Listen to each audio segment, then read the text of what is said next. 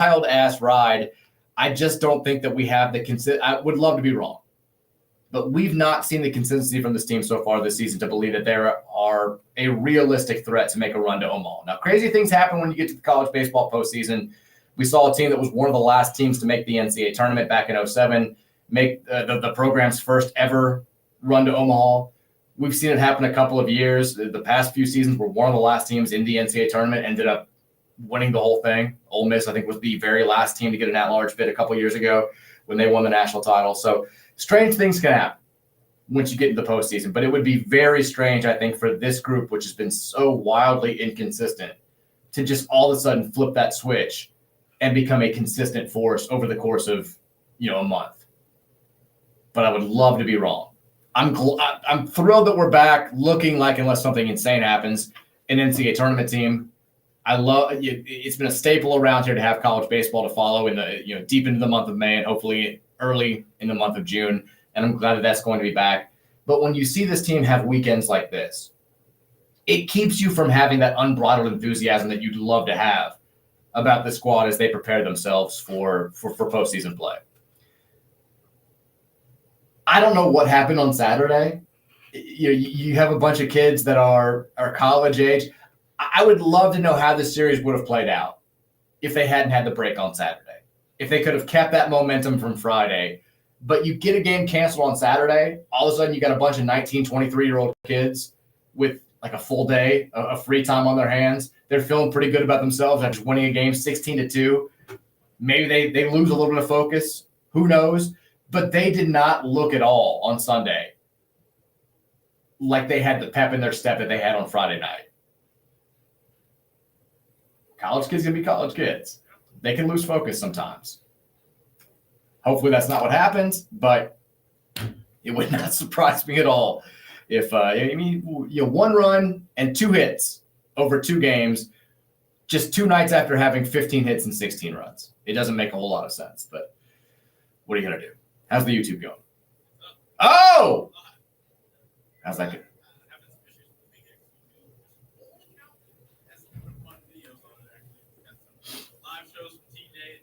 Oh God. I can't get access to that account. There's another big X account that should be somebody else's account decision. Or your account. Here's the thing about going live on YouTube. Request it on your account stuff. We're on the Real Spiel account right now. Okay. Go check us out at Real Spiel Podcast on YouTube. My brother Phil's currently live.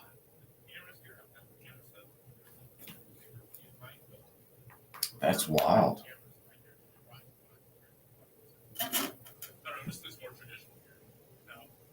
Well, that's my left then. The one on top of the computer? Yeah. I gotcha. That old Big X account. So Trevor and I were trying to do something with that account a few years ago. And I ended up falling down the rabbit hole of watching their old videos.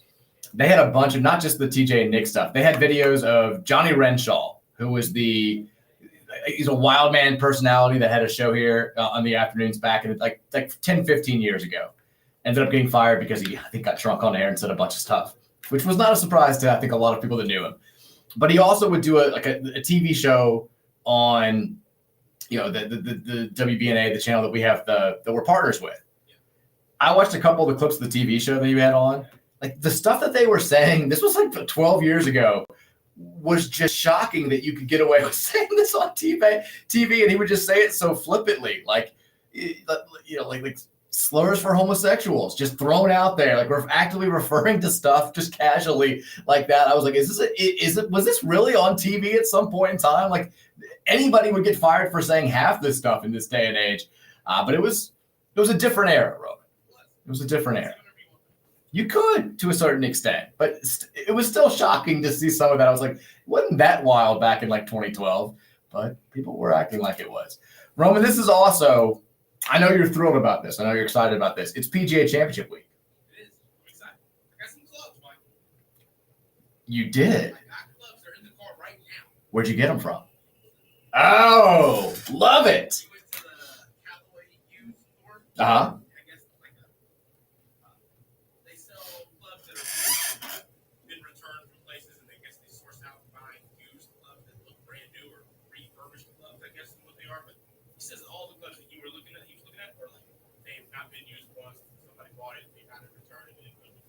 Uh, And like 40-50% off. So he replaced all of his gloves. Left his bag outside. He had the gloves out that he needed before he got the new ones. So a couple of the gloves are still have gotten rust on. See if I can get some rust. Nothing crazy. But I got some wedges, I got some irons, I got a driver, I got a couple putters. Really cool. kind of boy. Yeah. Go out on the course. Unless you're going to play, I'm not saying you have to be like trying to make the tour or anything. You know, I've got friends that play a lot during the week, and you know they're involved. Like they play for like their country clubs, like member guest, member. Unless you're doing that, I think used irons are the way to go. Because if you're a casual golfer, like it doesn't make that much of a difference. The amount of people that I see who are hitting like $900 drivers and just absolutely suck at golf, I'm like, I mean, spend your money on what you want to spend it on, but it just doesn't make a whole lot of sense to me. I got a new set of Callaway Diablos for Christmas. Like, I think it was Christmas 2012, I want to say, for my dad, which was awesome. I was thrilled about it. I never had a new set of irons. I used the clubs that like my brother had given me when I was in 8th grade. And it was crazy when I started using them. Every club was going for 40 yards farther. And it was an adjustment period. But I will run those bad boys in the ground because I play like 4 or 5 times a year at this point. And there are lots of people that have lots of money and get really into golf and do exactly what you just said. They'll use these new irons. They'll go out there, they'll shoot 96, and well, it's the iron's fault. Just not a great fit. And they'll just sell them. And they can't give them away. They'll put them on like Facebook Marketplace for like $60. But irons are, if you buy a new set of irons, it's like a down payment on a house. It's insanely how pricey they are. It's nuts. Absolutely nuts. So, yeah. We're going to the firing range down there on River Road. Well, it's not the firing range. It's the driving range. Please don't call it the firing range when you get down there. I still do that. You take me to Top Golf, I'm going right at the picker every single time. Every time. Yeah. But yeah, that's I'm excited. I'm excited to go do that. Every item you can eat. Football, you can go play some flag football, not flag. I'm gonna go throw that big skin, do that. I got 2 gloves. I'm down to run some routes during the break. In the car right now, got basketball. You've got cork skin?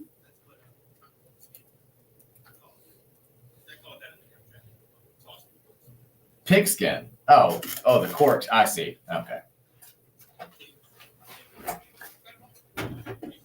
You do have it all.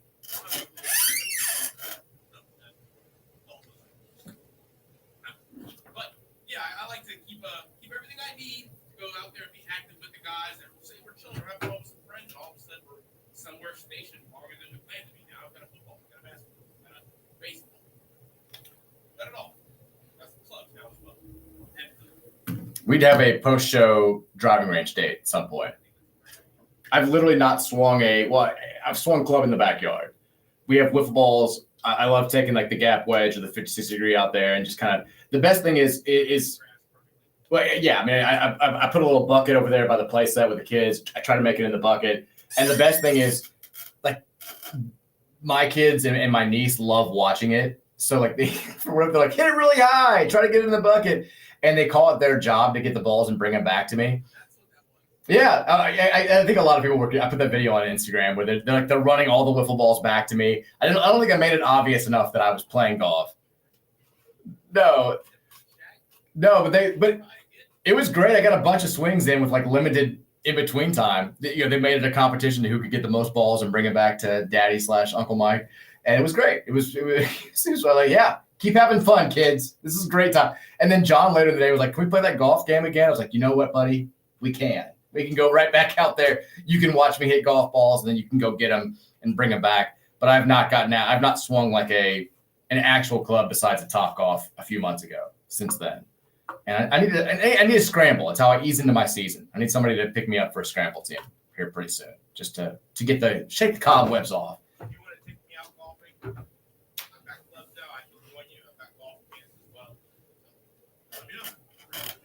people who wear pants, it's a dead giveaway that you're very serious.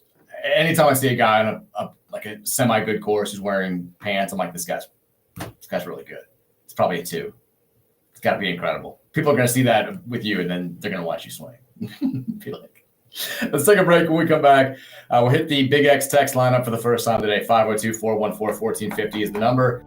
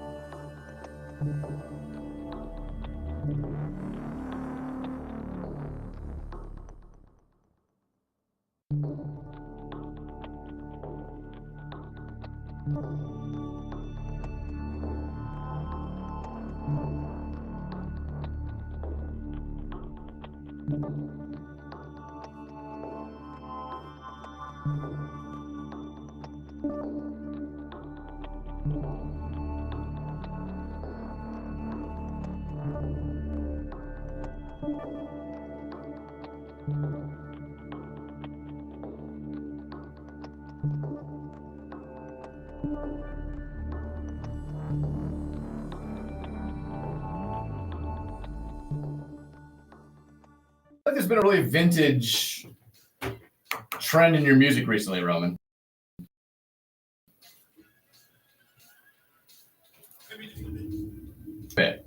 Welcome back in. Monday edition of the Mike Mechanical, 1450, 96.1, Big X Sports Radio. Also streaming on YouTube. It's happening. We're here. It's all going down. The live chat is a little bit dangerous. I'm seeing the live chat here. I just feel I don't want to get too caught in the live chat. People want to see little Howard. Little Howard's over here.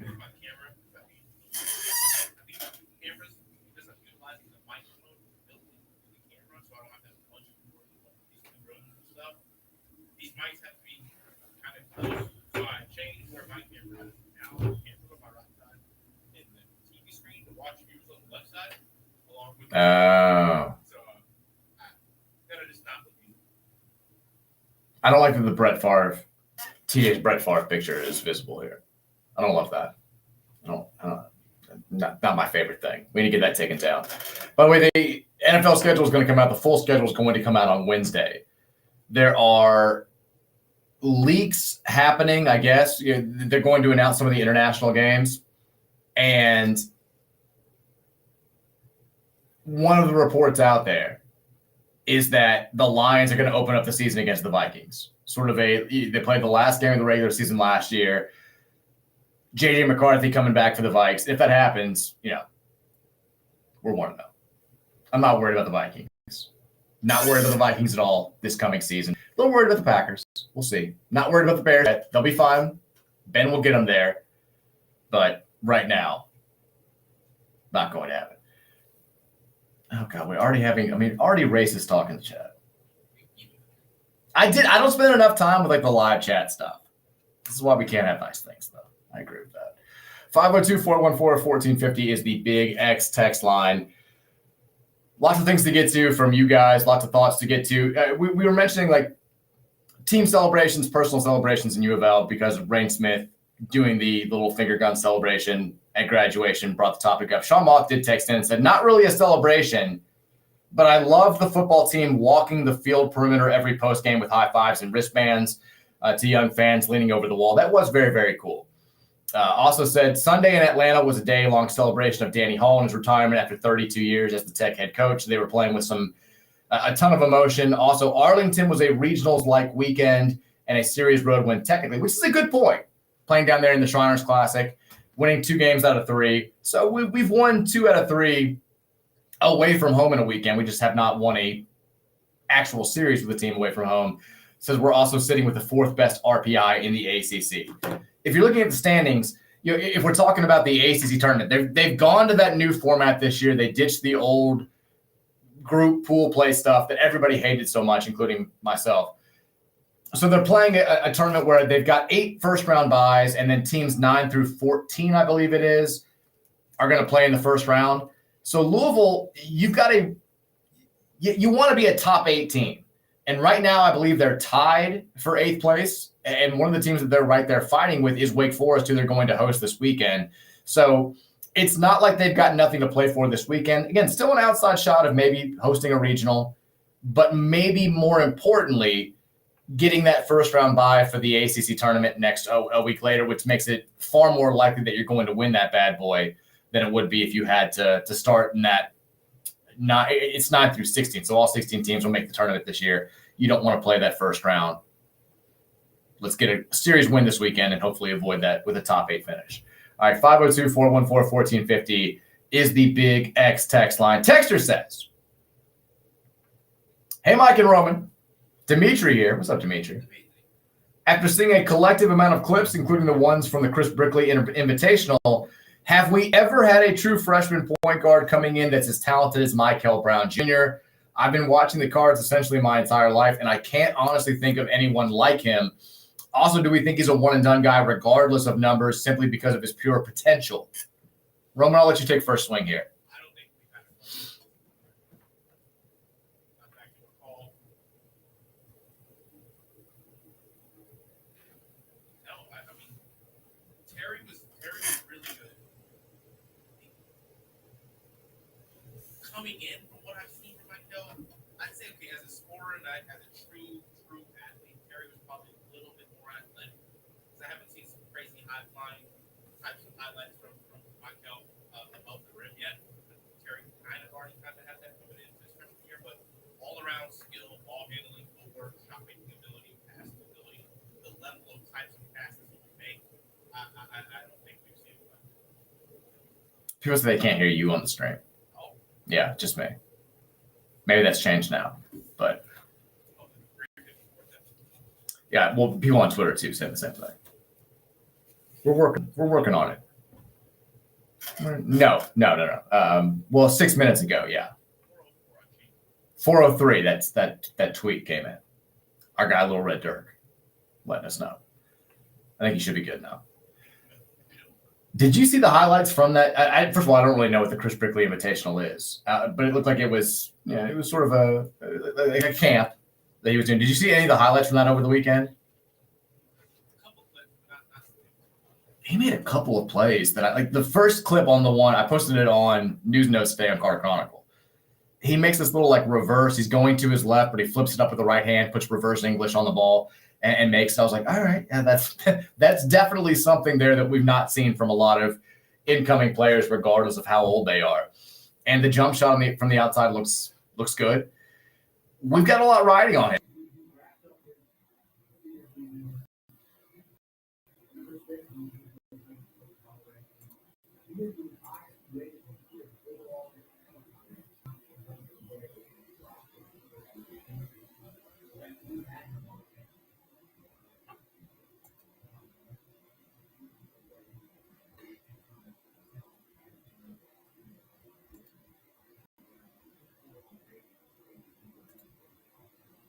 He comes in with a lot of talent, comes in with a lot of pressure. As far as his status as a potential one and done, I feel like it's changed a little bit in recent months. When he first committed to us, a lot of talk about, he's the number one ranked point guard in his class, but he's probably going to be a guy who hangs around college for a couple of years, especially now with the new NIL and the ability that it gives you to bring a guy back for a year who's maybe not quite ready to be a high first-round pick. As the summer's gone on, and he's given his performances at the spring, he's given his performances at the McDonald's All-American camp, the Nike camp, and now the Brickley Invitational. There are a lot more of these NBA draft guys who are saying, like, I've got him in my first round, and I can see him be a lottery pick when all said and done. So I think there's certainly a chance that he's a one-and-done type player. You think even if he has like a whatever type season, we've never had.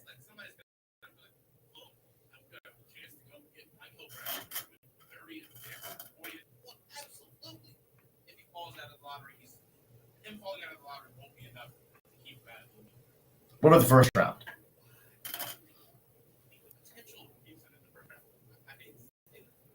No, I mean, I'm good with it. I think if he's good enough to be a first-round draft pick, it probably means we've had a good enough season that we're cool with that happening.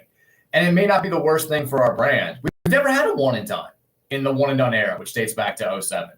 We've never had a guy who's been, hey, big-time recruit coming out of high school, comes here, lights it up for a year as a freshman, boom, he's on to the draft. We've not had that happen. And if Michael Brown does that and has success while we're here, and we have team success while we're here, it maybe opens the doors to more players who want to follow that mold and can help us out in the same type of way. So I think it could be cool. I'm excited. Texter says, Dave, our guy from Jeffersonville, says, I got 3-part text. Mike, I've been a U of L fan since I was born, but by the time I went to games at age 10, I didn't get the Freedom Hall experience. I went to see the TBT there twice. I will give an arm to see us play versus Cincinnati there, wherever that happened. Interesting.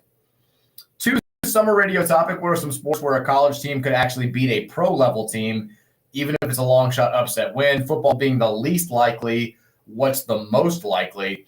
3, Sinners is freaking amazing. A must-see movie. Whoever had the idea to make a movie with 2 Michael B. Jordans is a genius. Go watch it in theaters. They're the best score soundtrack of the year.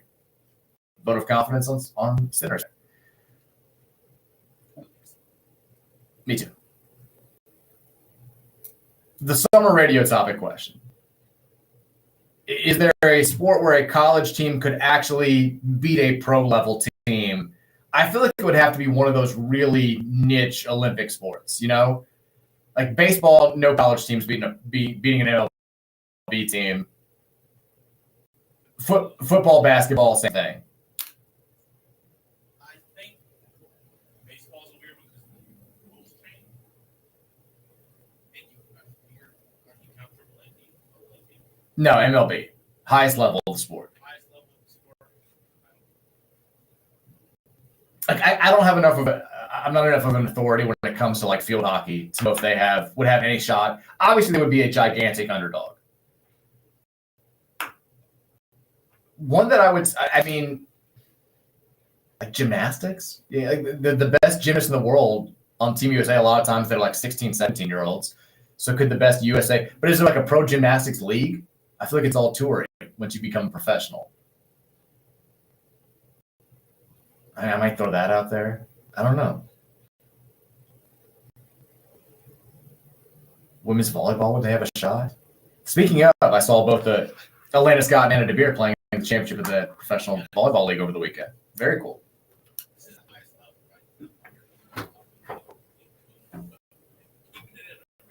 You think an MLS team? I would like to see what the first MLS team looks like compared to their national championship. It's probably not equivalent, but at the same time, half that national championship team is probably going to the draft. I mean, you do see every now and then at the international level of soccer, you'll see like a wildly inferior team be able to play a much, much better team to like a 0-0 draw. Could you do that in college? So if you think about like in the World Cup group stage, some very low-level team, Saudi Arabia, beating Argentina to put on the win in the group stage. Every single player outside of like 2 or 3 of those Saudi Arabians plays in the Saudi Arabian league. Not anywhere near competitive enough to where all 11 players of the Argentinian team, they're all La Liga, Ligue 1, Premier League type of ball, you know? So it just makes me wonder about the national championship level soccer team. Lowest level in this team. Like a lot of kids It's a good question. I'd say no, yeah. Texas says, Mike, I'm going on a Caribbean cruise in a week, and we're taking my parents and our 2 kids, ages 4 and 2. Any advice? I've never been on a cruise, so if you're looking for cruise advice, I've got none there. If we're just looking at, first of all, bringing your parents is already, you've made the right move for a trip with ages 4 and 2 kids. Only advice that I would give, and I have this for every time we take a vacation. Now our kids are 5 and 3 is better than 4 and 2. It gets better as they get a little bit older every year. But go with the lowest expectations possible. Go in expecting disaster. Every time we've taken a road trip with our kids, especially when they were real little, I've been like, I'm just assuming they're going to cry the whole time. So if you get 3 hours of like uninterrupted sleep from them, it feels incredible. That's all I've got.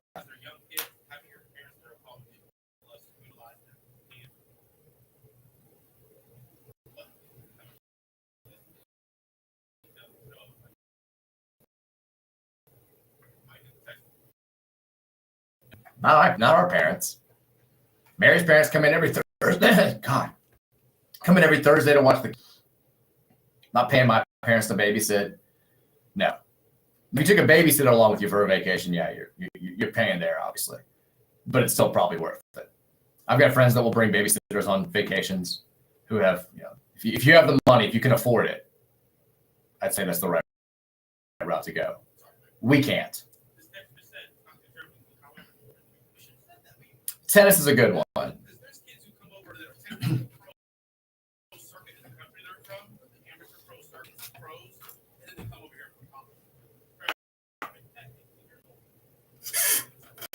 Yeah, you could be a low-level pro, and I could see losing a game as a really good college player. I could see that.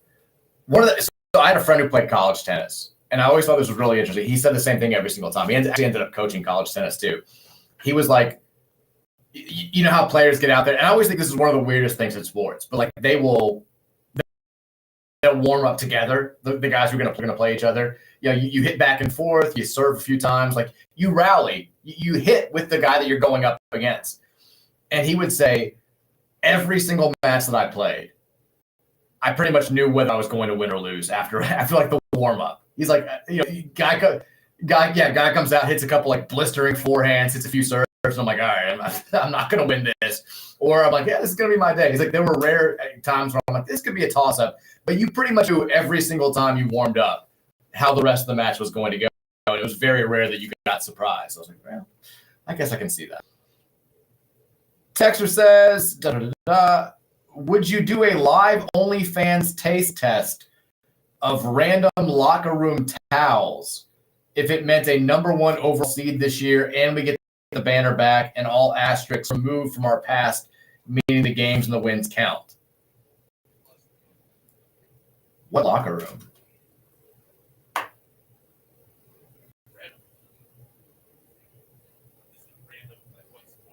That's what I'm saying. I mean, if it's like, man, it won't be gross. If it's like a women's sport where they don't sweat a whole lot, I feel like we could do that. If it's football. Yeah, I mean, if it's football like fall camp, where they're doing 2 days in the August heat, that, a team that's playing inside, light practice, well air-conditioned space, not a lot of sweat going on. I feel like I need more information. I don't think I could do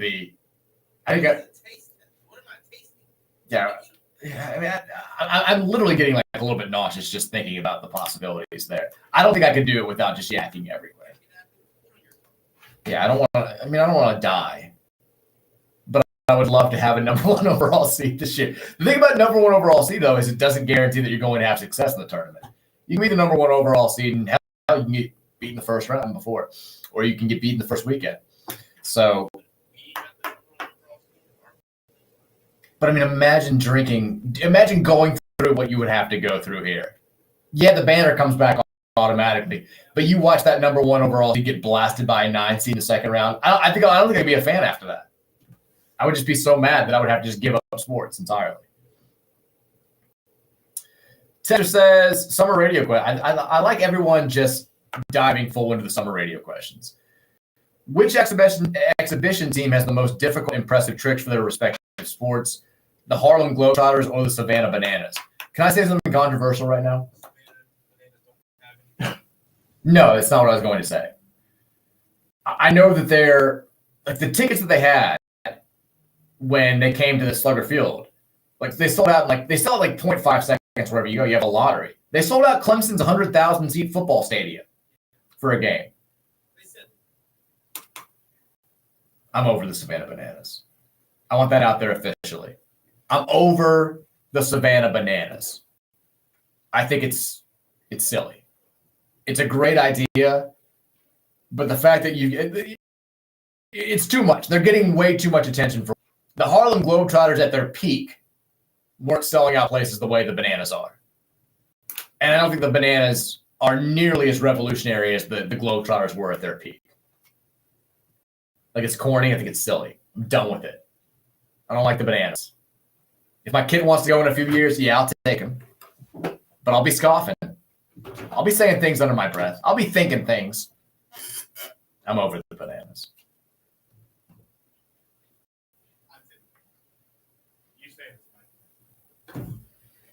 I know. I haven't seen enough to really like. I mean, I went to the Globetrotters when I was a kid. I have no idea what their tricks are like 30 years later. I haven't seen. I see the Bananas highlights. I've never actually been into a game, so I don't know how it goes when it's not the highlights that you're seeing on social media. So I feel like I'm not properly equipped to answer this question. Texas says, okay, can we talk about Evangelos Zugris? We've talked about him before. I mean, we gave this name out 3 weeks ago, saying, prepare yourself. And now a lot of people are seeing the same thing. There was it's like a random Greek basketball Twitter account that's out there that has everybody in a tizzy today, which said, I'm trying to find the exact tweet. I don't want to misquote it. It's Prospects Greece, Prospects GR on Twitter. This is from yesterday. It said Greek center. First of all, it says Vangelis, which I don't think is I believe he goes by Vangelis or Vangelis. Zugris is close to making the jump to the NCAA, with Louisville expected to sign the player. We've talked about him before. 6'8", plays the center position. He'll be eligible this season if he comes here. 21-year-old. He's played professional basketball in Greece for a long time. He is seen as kind of like an enforcer, very physical, athletic for his size. He is – a couple people found the stories about he got into like a big fight in the locker room with a player from another team this season. He can play a role on this team. I don't think that he's going to be he's going to have the production level that Sonata Frew is going to, but I do think he can play that Frank role maybe more effectively. He's seen as more of a defensive stopper. Now he's 6'8", which is small to play the center position at the American level, but maybe he could be a hybrid 4-5. It seems like he's going to be rebound, block shots, defend, physically imposing, which sometimes when you bring players over from Europe, they're a little bit more frail. He's a grown man who's got a grown man's body. Like he will fit in very well physically in the ACC. I think a perfect addition for this team for what we need. He maybe plays as far as not a gigantically impactful player. If we're talking about bringing somebody up to help in the front court who's going to play 5 to 8 minutes, I like his play style. 100%. I love it for that. One thing that I think, the physicality, he is the defender. He seems like he can be over there, over here. Or the defender he is over there, he can be that over here with that physicality. I think it's a great addition. But I also don't really think he fills any hole. I don't think he addresses any issue. Not as far as somebody that you're looking to play 20 minutes a game. I think he helps from if our front court gets in foul trouble and you need somebody to step up, or if defensively we're not doing what we need to be doing defensively. I think he could be a perfect accent at the 4 to Ali Khalifa if he's out there playing the 5. And I think, it could be one of those deals where he plays the 5 defensively and Khalifa can slide over to the 4. And then on offense, he's playing exactly. And then he could be sort of the inside the screen setter while Khalifa is the out man playing the 5 out. I think that could work real well. I think, all right, you ready for a little bit of insight, a little bit of scoop? This isn't earth-shattering news, but it was something that I was encouraged to hear. And we've I'll just say this, the only way that I can phrase it. The staff thinks Sonata Frew is going to be even better than they thought it was. There is a lot of thought that Frew is going to be way better than I think most of us are giving him credit for. And we don't know what to expect.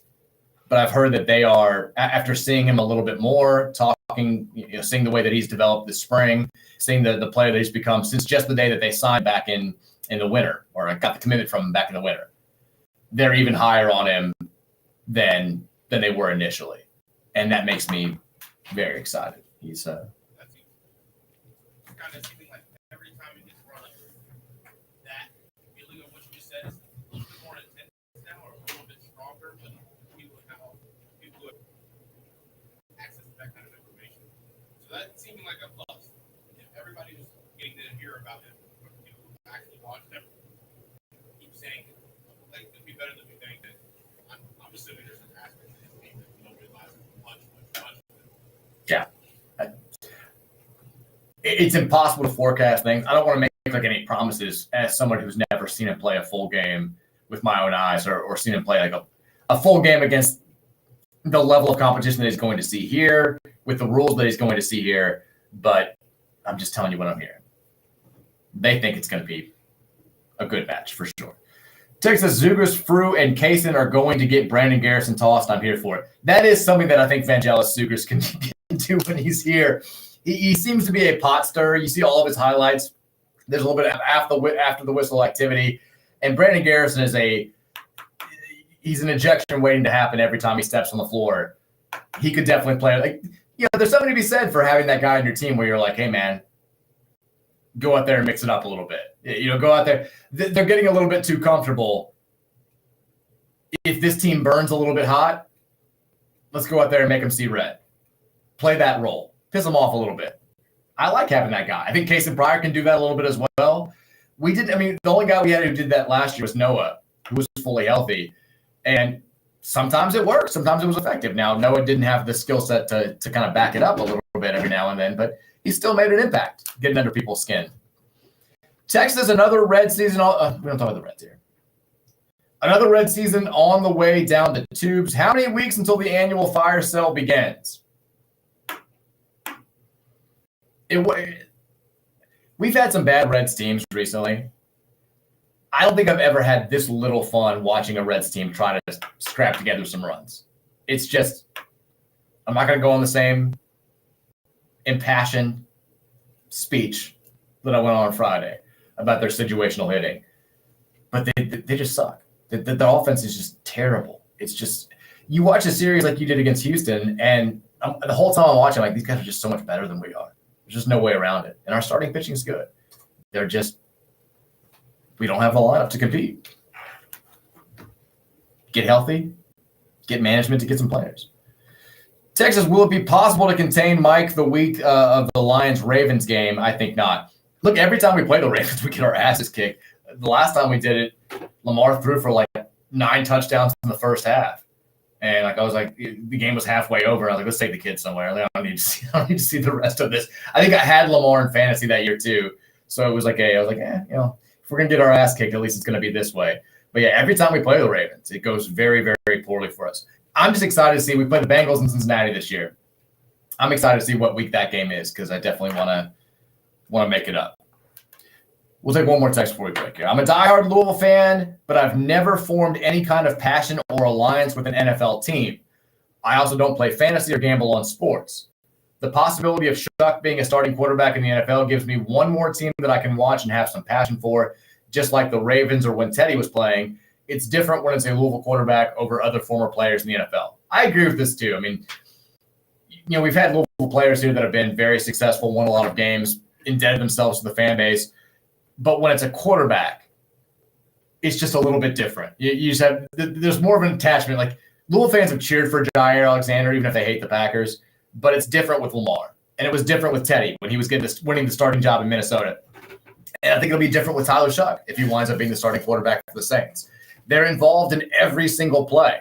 They're the one player that gets more credit or blame than anybody else for the way that a game goes or the way that a season goes. So, yeah, you attach yourselves more to that player once they leave your school. I don't think there's any question about that.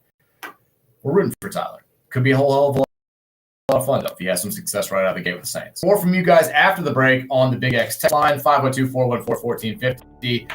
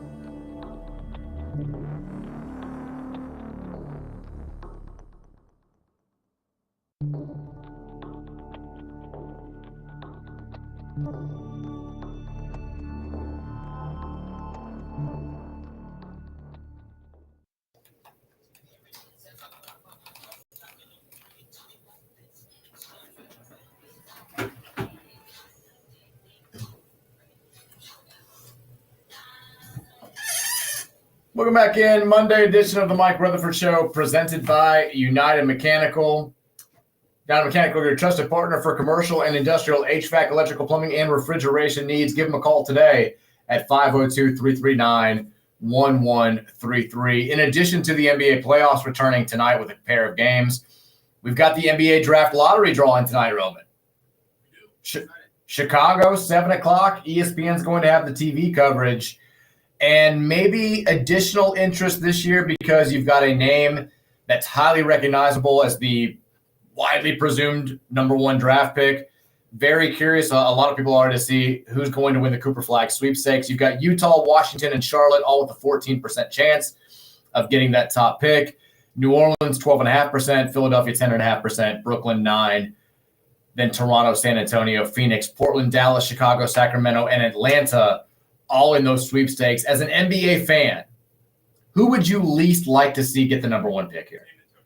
Everybody's saying that. Why does everybody say that? Because you're the most set up for success going forward. And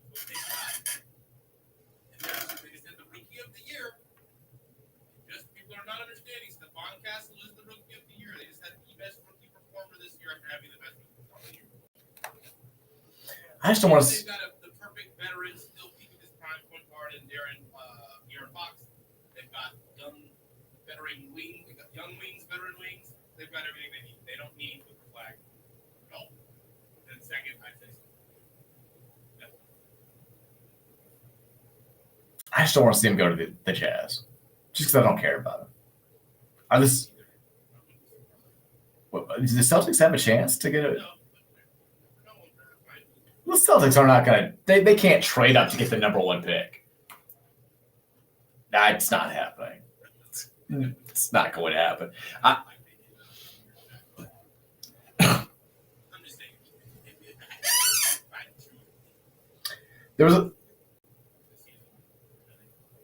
There was a story today about how, some people were talking about the possibility of there being trades or whatever, and everybody was like, no.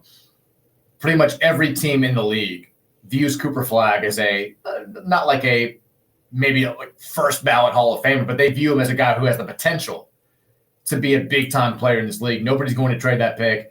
And I think the exact quote from one executive was, if you don't get the first pick, you're just hoping that a team from the other conference gets the first pick so you don't have to face that guy. So, whether or not he pans out to be as good as people think he's going to be, right now, at least, he's viewed by most people in the league as a transformational type player for whoever winds up getting him. We'll see. Do you buy any of the draft lottery conspiracies from over the years, by the way? Do you buy any of the draft lottery conspiracies from over the years? I kind of did too. I mean, the frozen envelope I 100% buy, with the Knicks getting Ewing back in the day. I absolutely believe it. No question about it. Don't doubt it one bit. So your money's on the Pelicans. I'm gonna say the Wiz get him. The Wizards get him. I do love that people are like, I ran my simulator. Here's what I came up with. I'm like, okay, this means nothing. Anybody could do the same exact thing. Your simulation means nothing to anybody. Get it out of here. It's not based on anything whatsoever. It's the same exact odds. Like, cool. You can do that a million times and get a million different things. What are you doing? 502-414-1450 is the Big X text line. Texter says, Mike, not for nothing, but Aaron Rodgers got booed at Lambeau. Perfect opportunity for Shuck to exceed expectations and win Saints fans over. I don't root for New Orleans since Bountygate, but I'll root for Shuck all day. I thought Bountygate was overblown a little bit. I think every team kind of has a little bit of a bounty, at least did have a little bit of Bountygate stuff. But not saying they should, but I think they do. Texas that I had a dream over the weekend that Cason Pryor fouled out of a game after scoring just 6 points, and every U of L fan on Twitter was calling him a bum. This is his destiny, isn't it? I was going to say that dream could easily be a reality at some point this season. I made the prediction. I'm standing by. I think Cason Pryor is going to be the player that Louisville – every year Louisville fans have a guy that they point to as sort of he's in the doghouse perpetually. When things go wrong, he's the first guy that gets blamed. And when he has a great game, people are like, I still don't know about that guy. Like last year was Noah Waterman for obvious reasons. Usually, though, it's one of the best players on the team. I think it's going to be Cason this year. I think he'll get a lot of blame for some stuff because he's been talked about so much.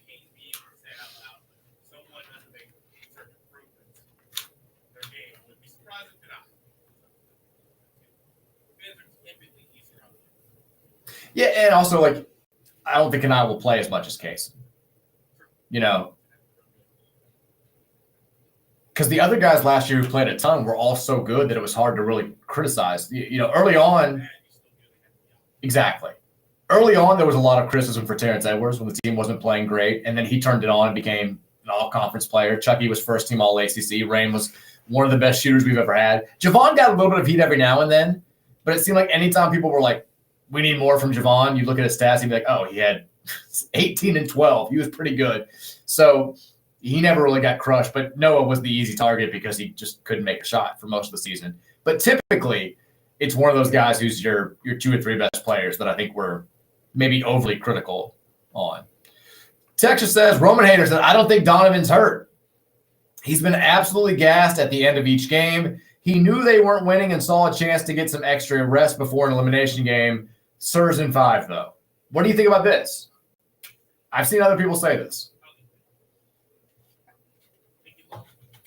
They were down 41. I think he understands not playing the rest of that game and whatever was going to happen in the series is going to change. Yeah, you get to add I wasn't healthy the entirety of that series. Or can't play. And you're going to lose the series in 5 most likely you win the outcome of that game. Even though they had a great third quarter. Something in me was like, what if Donovan was here after this third quarter? I think that if he plays and they lose, it's the same level of conversation that he has to give. He's understanding that. The rest of it. I have no take on whether or not it actually happened. If it did, it's not the dumbest move in the world. You're down by 41. You've been asked to do a ton. You have looked gassed at the end of every single game you played. Yeah. Right. Yeah. I mean, but this is a little bit different. You're saving some energy, and it's like, all right, if we're going to win 3 straight, we need me full tilt all 3 of these games. We're not going to get this one. Let's just go ahead and conserve some energy and let's go back at it. I'm actually 100%. Let's go. I don't think that that's actually what's happening, but it would make a lot of sense. We all know the math on the teams that have won 3-1, have come back from 3-1. You lose everybody's confidence. The series is now over. So I'm getting swim lesson updates from my wife. I feel like we're getting swim lessons from some of you out there are going to instantly know this name, Miss Patty. She actually gave me swim lessons back in the day. I think she's taught half of this city like how to do swim lessons, how to swim.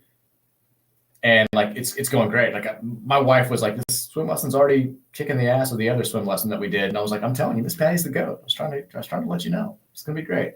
All Virginia wants to do is swim. Yesterday, Roman, we had to go to the pool. Had to go. So Audrey and my sister-in-law, Laura, my niece and my sister-in-law, they have like a little pool in their complex. And so after we were done with the Mother's Day brunch, they were like, we're going to go. It's warm outside. We want to go for a swim. And I was like, man, that water's going to be freezing. We can go. I'm letting you know I'm not getting in the pool. And Mary's like, I'm not getting in the pool. Virginia's just jumping in a million different times, swim a little fish. It's all she wants to do. I think swimming's going. She's not going to do it. I think sports. She's not going to be big in sports, but swimming may be her thing. I think that will be where she thrives. She's big in swimming. Jumped off the diving board at Lakeside last year, at the end of the year. She's big into it. She can't wait. She wants to go off the high dive already. Like, well, let's learn how to swim before we get there. She's like, I know how to swim. I'm like, all right, but really know how to swim. I did. I was never a very strong swimmer, Roman. Swimming was the one thing that like I tried, the one sport that I tried that I just like was just naturally not good at all. I'm not saying I was like great at every sport growing up, but I feel like I could be like competitive with. I played golf, I played tennis, I played the other big sports, I played soccer growing up. Swimming, I was like, I recognized at a young age, I was like, this is not going to be my thing. But I got to a point where I could like swim.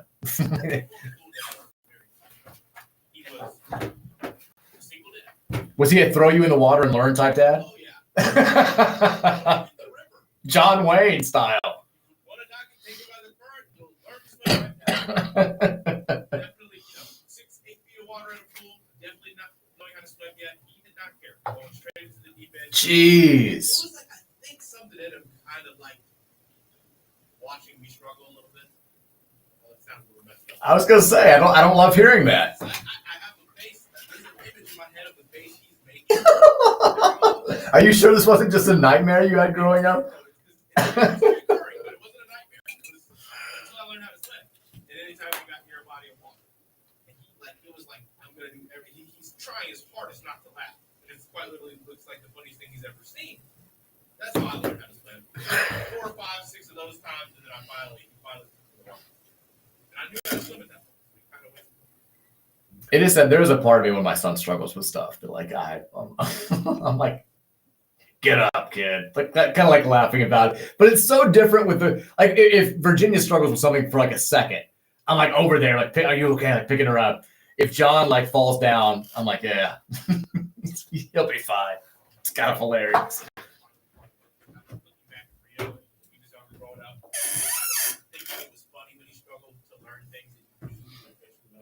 Yeah. Well, I think it's easier. I said this when we were having kids and people were like, which one do you want? And I was like, I want a boy at some point just because it's easier to put yourself in that mindset. And I think you look at them and you kind of, like, I have the mindset of, well, I did this. Like I identify more with him as a boy just because I am a boy, was a boy, now a man. And, I'm like, if I could make it through that, like he'll be able to make it through that. And with a girl, like, it's so different. Like, and I see that Mary having the exact same opposite reaction. Like she just is very much, I think she's way more overprotective with John than she was with Virginia. And I think it's easier to like, kind of, you don't know you feel like you don't know what the opposite sex is thinking as much as you did. And that scares you a little bit. Like, I'm like, is she okay with this? Like, is she Is she worried that, like, this person's not being nice to her and all this stuff? And, like, you just want to, like, swoop in there. Whereas with the boy, you're like, he's fine. Like, he'll be okay because I was okay. And I know that's probably not the right mentality to have, but you kind of have to work against that as a parent growing up. But yeah, she's swimming right now. She's killing it. She's a big swimmer. John apparently is very upset that soccer's over. He just found that out. I was like, well, we told you, buddy. So we need to get him in a different soccer league. It's go time. Uh-huh. I'm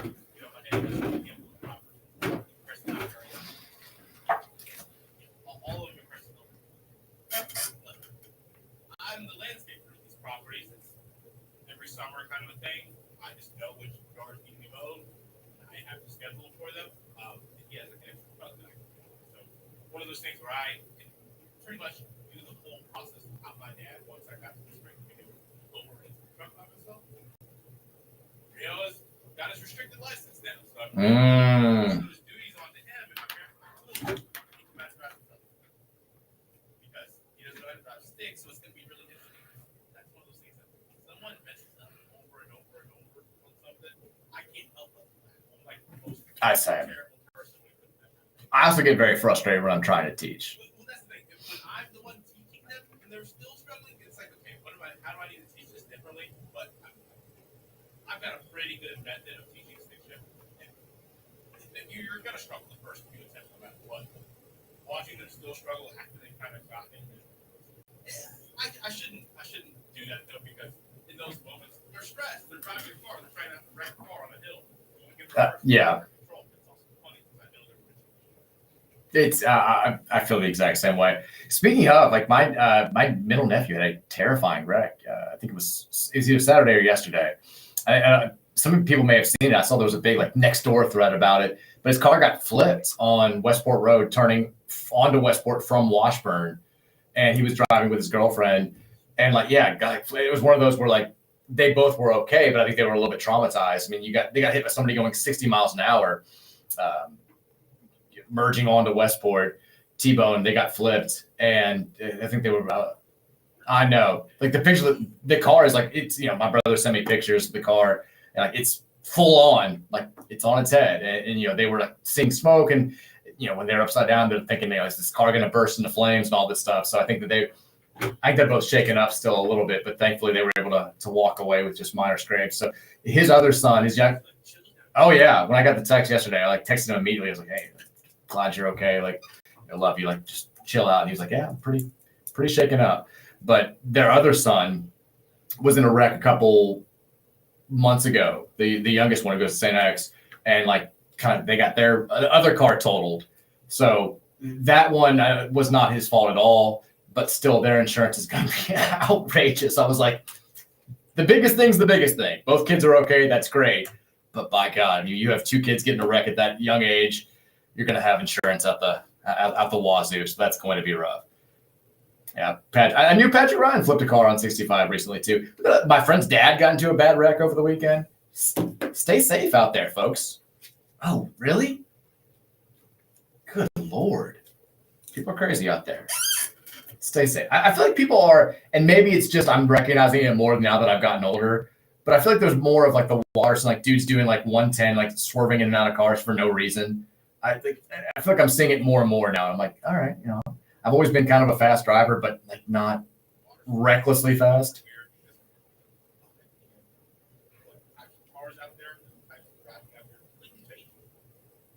I agree with that too. Quick update: the U of L men's golf team they qualified for the NCAA championships. They're playing in the Tallahassee regional down at Florida State. I believe they have to finish. In order to advance, I think they had to finish in the top 8. They are 11th, in a tie for 11th after the first round in the regional. They rallied late. They were sitting near the bottom of the overall regional until they got a little bit hot late in the round. USC is in 10th place. Louisville's tied for 11th place with San Diego. Florida State is running away from the field with a 14 under par. Next up is Notre Dame at 7 under. So let's hope the Cards can move a couple more places up and qualify for the official NCAA championships. They've had a good season, though. Both men's and women's golf have done well for U of L this year. Very, very rainy out there at Quail Hollow today. Wrecked the practice rounds for a lot of people that couldn't make it out there to get out there and see the course. How does this affect the way that you evaluate this tournament, Roman? The guys who are probably going after it, they don't care about the shit. Uh, Gotta take a closer look at those kind of guys this round. Okay. I don't really know who those kind of guys are. There was a little bit of Hideki Matsuyama, I think, was out there just like in the pouring rain, straight out of Caddyshack. But I don't think many people can make it out there today. It was so bad. He was built for this. You think so? Probably was commercially trained like this as a kid. Our boy Justin Thomas. A lot of people like him this week. He's Playing well the last 2 months. been playing very well. Had a shot to win yesterday. Kind of came apart a little bit late. Sepp Straka, who I hate, won the tournament. I hate him just because we had a minor interaction 2 years ago when we were at the Memorial in Columbus. He hit this guy sitting next to me, came over, didn't talk to anybody, didn't apologize, didn't offer up a free glove, anything like that. Yeah, so made a lifelong enemy of me. Just before that, Luke Donald would come over. He didn't even hit anybody, but he came close to hitting a guy. He came over, autographed a ball for him, gave him a glove. Luke Donald. Sepp Straka is the guy we hate. We don't like him, but he won over the weekend. He's a big dude, played at Georgia. Really, really talented, but we love Shane Lowry. Very fun Irishman. He's Rory's best friend. Played very well this weekend as well. Had a chance to win. Didn't get it done in the final holes. I hate to say this because I don't like him. And it's early. I reserve the right to change my pick once we get to Wednesday. I think Bryson's going to win. I think it's Bryson's tournament. Gut feeling. The course shapes up well for him. He's played well in every major recently. He had one last year. He's got another one in his belt this year. Texture says 502-414-1450. Cubs fan here. Suck it, Mike. The Cubs have more wins against teams with records above 500 than the Reds have played total. Still 3.5 games back and only going to get worse from here. Well, I mean, we're not winning games and we're not falling any further back because you guys suck too. That's the most frustrating thing about the entire Central right now is it's there for the taking. And the Reds just aren't good enough to take it. The Reds suck. The Cubs aren't. You bragging about being 5-5 over your last 10? You'd be worried about your arch rivals there. The Cardinals have gotten hot. Brewers are going to get hot at some point. The Reds just suck. I'm telling you right now, the Cubs aren't good. They're not good. They're better than us, but they're not good. Texture says Lamar hitting the Heisman pose in the end zone was a signature celebration.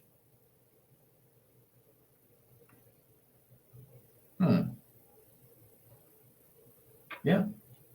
Not his, though. Texas, the infamous Edgar Sosa showboat pose while destroying Arizona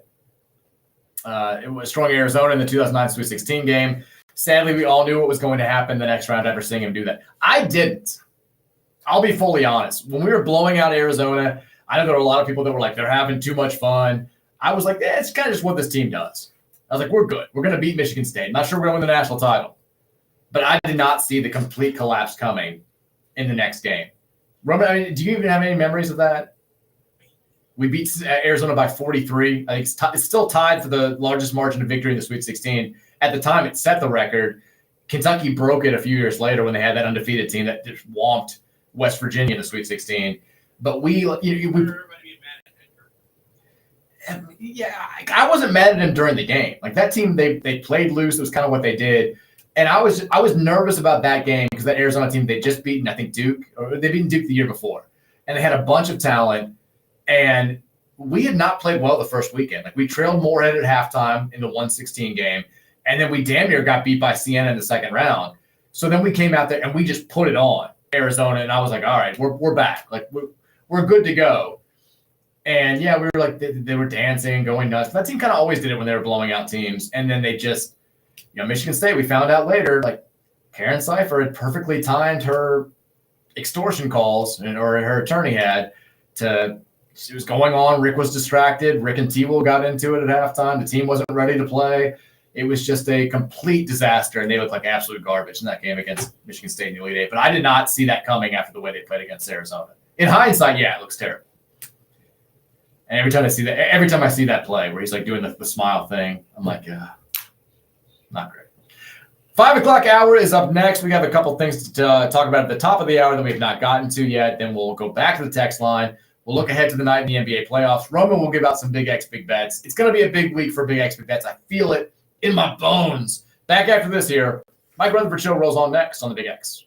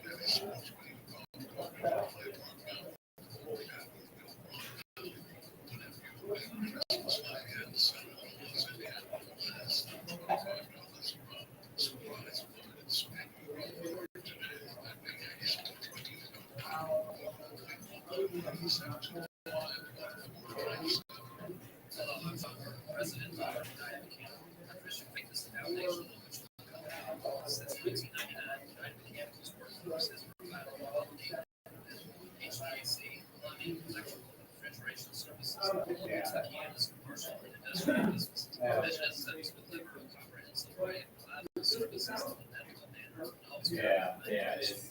That's nice.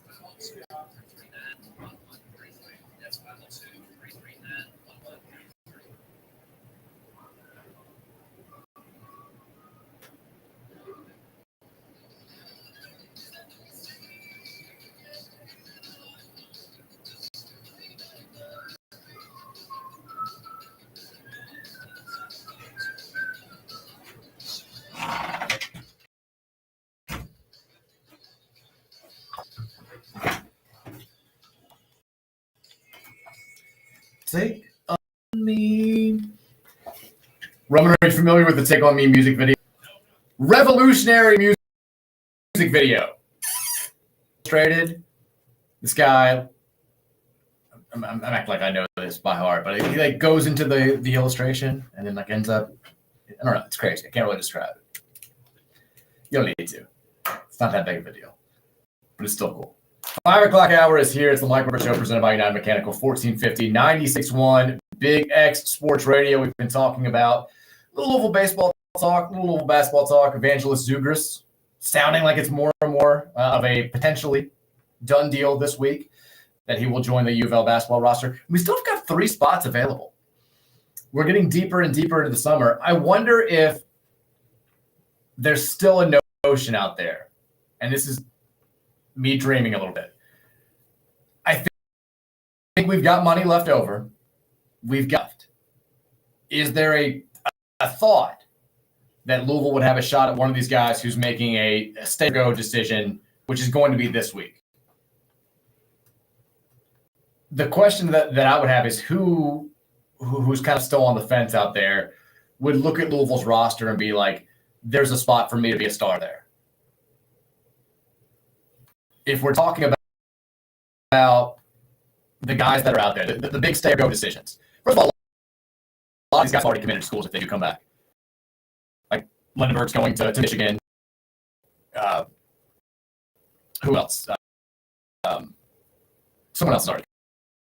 Anyway, the other guys that are out there that are in the portal or have maintained their college eligibility and are going through the process. Carter Bryant in Arizona, probably going to stay in the draft. If he doesn't, probably going to go to Arizona. Now, some of the guys haven't hit into the portal, so they would need like a waiver to get in, and I don't think that's going to happen either. Thomas Rutherford going to stay in the draft. Yaxel's going to Michigan. Alex Kahn, Florida. It's a stay-o. If he comes back, he's going to Florida.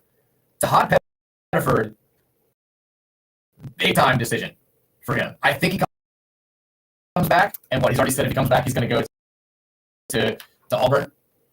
Cedric Coward in the draft, technically, probably going to go play for Duke. Milo Suzon played a big role in making it to the national title game last season. Darian Williams is the first big one out there that's both making a decision to transfer portal if he comes back to school.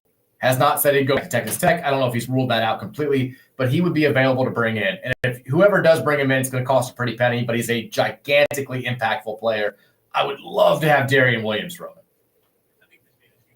Huge, enormous. He checks a lot of the boxes that we have. If you're looking at weaknesses on this team, he playing that 4 spot would be enormous for us. Boogie Flint, yeah, I think he can guard 5 through 2, pretty adequately. Boogie Flan from Arkansas is in the portal. I don't think that's an option for us, obviously, but he's got a decision to make. RJ Lewis, another big-time guy who probably is going to have a decision to make. Does he want to be a second-round draft pick? I don't think he's going to be a first-round pick, but he's the biggest player of the year. He was fantastic last season. Wherever he goes, will command a ton of money. Jameer Watkins, Roman, there was some initial buzz with us and him. There's been still kind of some lingering buzz that maybe we're not as out on Jameer Watkins as a lot of people said. And he kind of just put all of his transfer portal talk to bed for a little bit and was focused on the NBA draft. I don't think he's going to play his way into a situation where he's seen as a likely, if not guaranteed, number 1 first-round draft pick. So if he chooses to come back to college, that's a guy that maybe we could get involved with. He's a little bit of a different type player that I know he's listed as a guard, but he could play forward for us. But another guy who would command a ton of money. Otega Owe for Kentucky. I know he's talked about, like, I'm focused on staying in the draft. I want to be a first-round pick. I don't think there's any chance he's going to be a first-round pick. I think he comes back to UK. You think he stays in the draft? I know he can make more money if he comes back and he falls where he probably looks like he's going to fall. Big NIL payday. Go. If guys want to go, they want to go. I would not hate it if you went. I would not hate it at all. And then the last big decision that's out there is Isaiah Evans from Duke. I don't think there's any way that he goes, but if he comes back, he's already said he's going to Duke. So there aren't a ton of options out there. If this notion that we're keeping, $3 million available for somebody who's going to make a draft declaration decision this week, there's not a ton of options. It would basically be like Darian Williams, RJ Lewis, or Jameer Watkins. And all of those guys would cost a pretty penny. And I'm not really sure exactly, besides Williams, how well the others would fit in. Like Lewis and Watkins are guys that want to take up a ton of the offensive load. I don't know if you can do that on a team that already has 3 of the best shooters in college basketball and a 5-star freshman point guard coming in, but it'd be a good problem to have. Other things going on right now, I wanted to ask you about CL Brown had an interesting column over the weekend. And we got into this a little bit last week when the scheduling changes came out for the ACC basketball season next season, the men's basketball season, going from 20 to 18 games. And Louisville fans were very upset that the Cards' permanent opponent was not somebody sexier than SMU. A lot of people saying, I get that Duke and UNC are going to play each other, but we should have been prioritized here. We should have gotten one of the other bigger brands into sport and said, we're right there as a leftover with the new kid on the block in SMU. And I said, I don't really have that much of a problem with it. I get why it's a little bit of a hit to the ego. But who would you view as a natural rival for us, or even an unnatural rival for us who doesn't already have a rival that they're going to be assigned with? Like NC State was always going to get Wake Forest. Pitt and Syracuse make a lot of sense. Miami and Florida State. Who else should we have got? Virginia and Virginia Tech. But CL Brown had a column basically saying it's been a decade. And it's time for the ACC to embrace and promote Louisville more than they have been. And he was like, look, I get the men's basketball program has had more bumps in the road than you were anticipating when you brought them in, coming off of a national title and a Final Four and Elite Eight appearance in 3 years. But look at what everyone else has done. Lamar Jackson won a Heisman here. The football team's played for a conference championship. The football team has been pretty stable. They've maybe not been quite as spectacular as you were hoping for, but they've been pretty damn good more times than not over the last 10 years. The women's basketball team has been one of the best programs in the conference. They've played for a national title. They've played in Final Fours. They've been very good. Volleyball's been fantastic. Men's basketball is bouncing back now. Baseball's been incredible for you. If you're just looking at the spotlight sports, maybe men's basketball hasn't been. I mean, there's no maybe about it. Men's basketball hasn't been what you wanted them to be, but they're coming back now. It's time to put a little bit of respect on Louisville's name. And he made the point, if you look at the early rankings, and certainly they're not an exact science, but if you're looking at the football, the men's basketball, and the women's basketball early top 25s that are out there for next season, Louisville's the only program in the ACC that has all 3 teams in those top 25s. Now, my question would be, what does embracing and promoting Louisville more look like? I think we all sort of agree that we feel like we've been treated like a redheaded stepchild by the ACC since we got here. It's one of those where, we finally got invited to the country club, but there are elite groups, elite cliques inside of the country club that we can't get into. There's the old members that they eat a special lunch every Wednesday at noon and will never get invited to that room. All that, like, you have that sort of general vibe when you're in the ACC. So what needs to happen for us to feel like we're finally a respected member of this conference? And CL said, why not bring some more championships to Louisville? We had the baseball one at Slugger Field. It worked out great. But the only reason we had it was because the ACC took all of its championships outside of North Carolina, or out of the state of North Carolina, because of that bathroom bill that year. We've had track and field here. We've had field hockey and lacrosse. That's pretty much it. You throw Louisville a little bit of a bone here.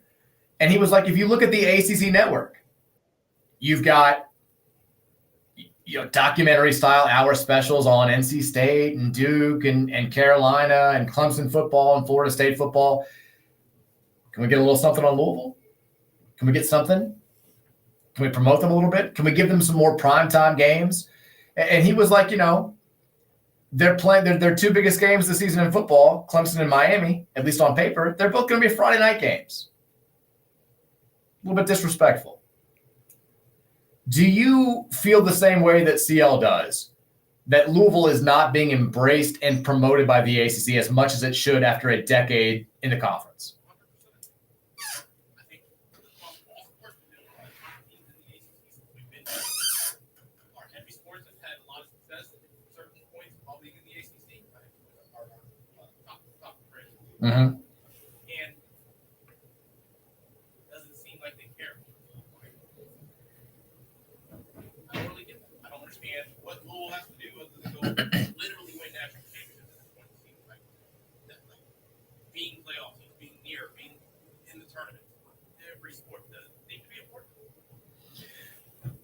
I'm not gonna say I'm okay with this. I can understand why we wouldn't be prioritized as much as, Clemson football, Florida State football, or Carolina basketball, Duke basketball, because those programs, since we've been in the league, they've all won titles, right?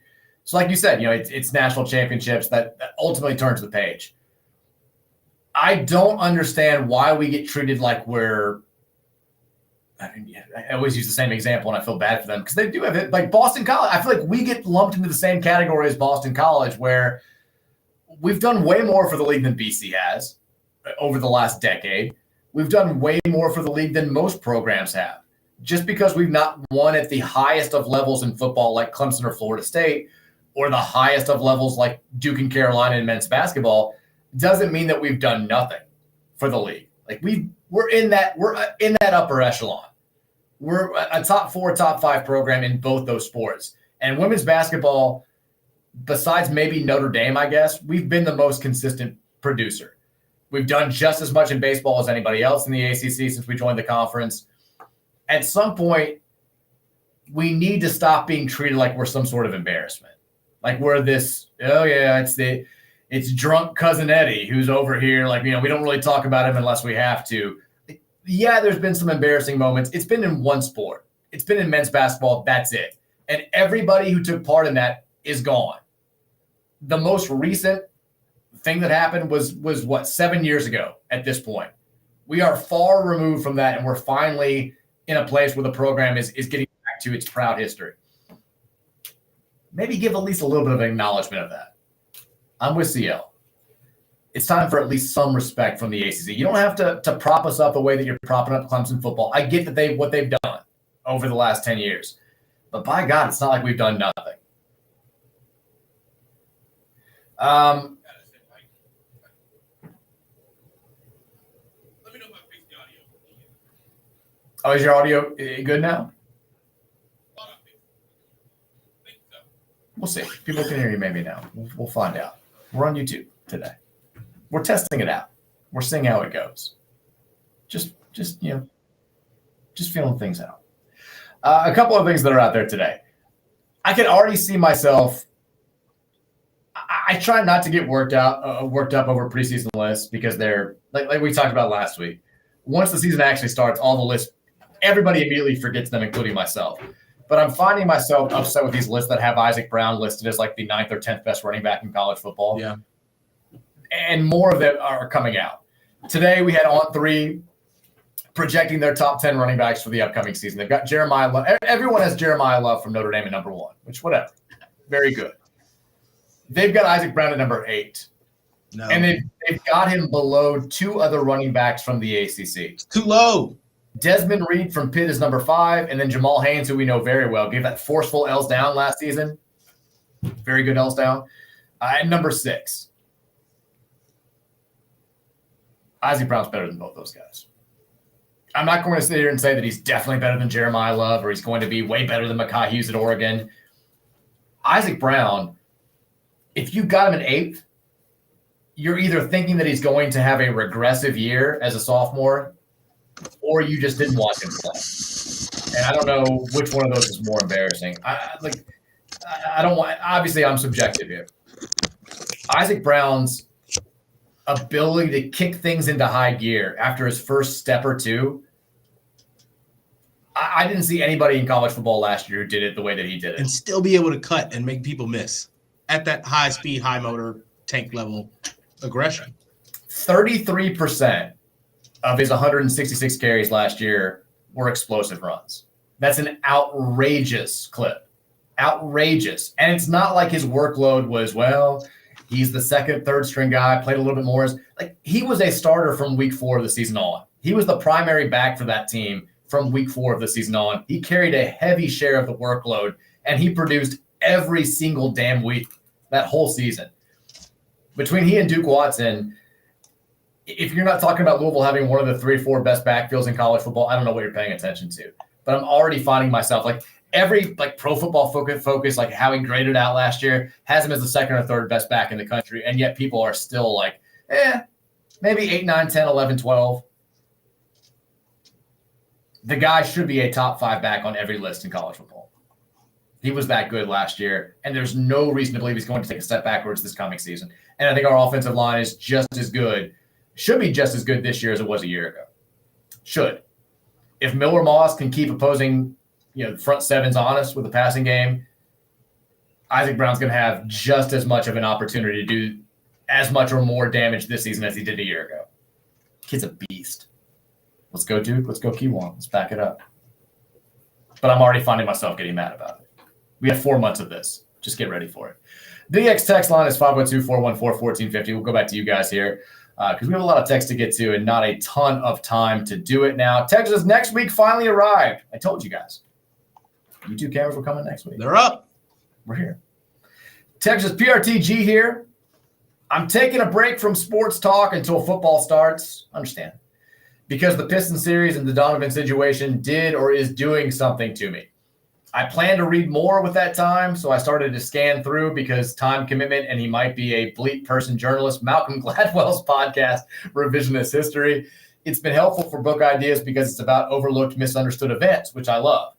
Nanu also randomly gets a shout-out in one of the first episodes. Does he really? Shinano Onawaka gets a shout-out on a Malcolm Gladwell podcast? What?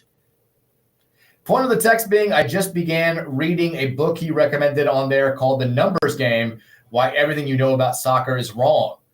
Obviously, Roman knows a lot about soccer, so it may be elementary for him, but I'm finding it interesting as a novice. The book was published in 2013, so apologies if you're aware. I just know that you all like new stuff to read. I've never heard of this book. I'm looking it up right now.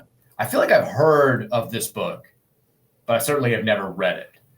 I wonder if it's like things that I would actually bring up. Like, I wonder if it's like a way to let the people who don't know all of the intricate rules and why the leagues are set up and how they are, if it explains that, or if it's like, this is actually what offsides is, Yeah, you never know for sure. I think it's probably the former. I don't think it'll be like, that surface level.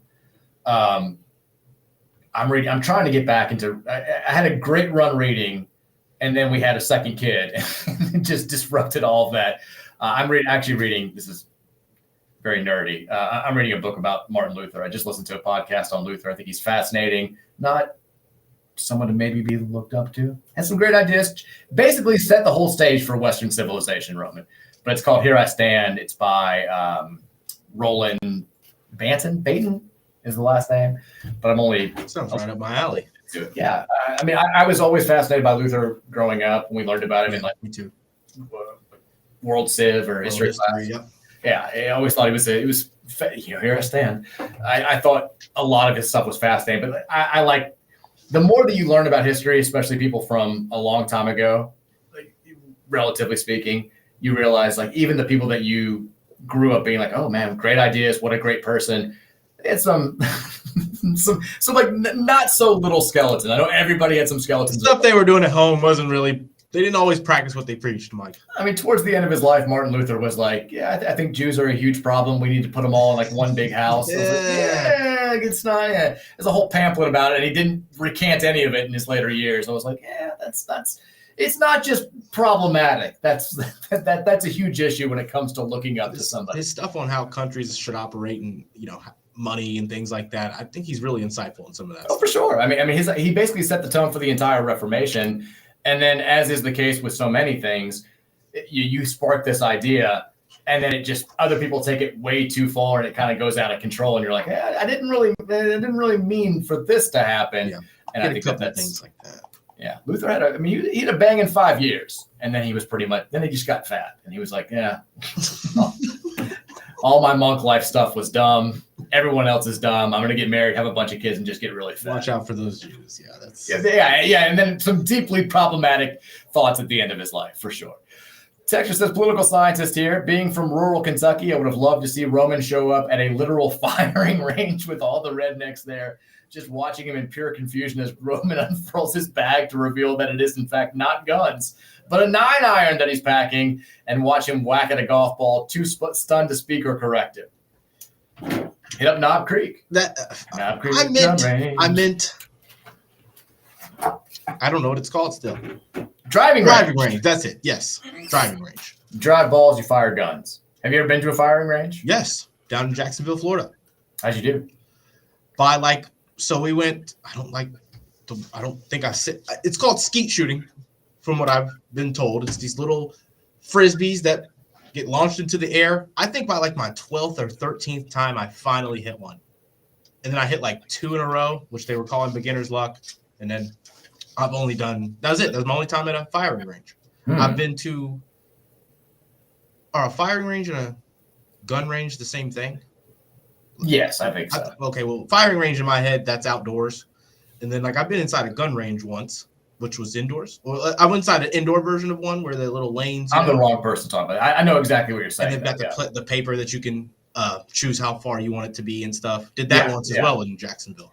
Yeah, one of my friends, my best friend who lives in Michigan now, his in-laws are all big hunters, and so he's done this he's gone skeet shooting a couple times. Danny also did it once. He'll never get invited back. He had to walk out there and go get all the clay balls and drop them all. They started rolling every way. He's like, I already don't know what I'm doing. This is terrible. And they're like, you can't walk over there. It was he had a bad experience. I think that's how I would perform in the same situation though. Texas, happy Monday, fellas. Would you rather skip ahead to the start of the football season, but the basketball team will lose 4 more games than they would have otherwise, or skip ahead to the start of the basketball season, but the football team will lose 1 more game than it would have otherwise? You have to choose one, or you'll have diarrhea every day for 10 years. That excludes Christmas and your birthday. I don't want to skip ahead to either one. I want to enjoy it.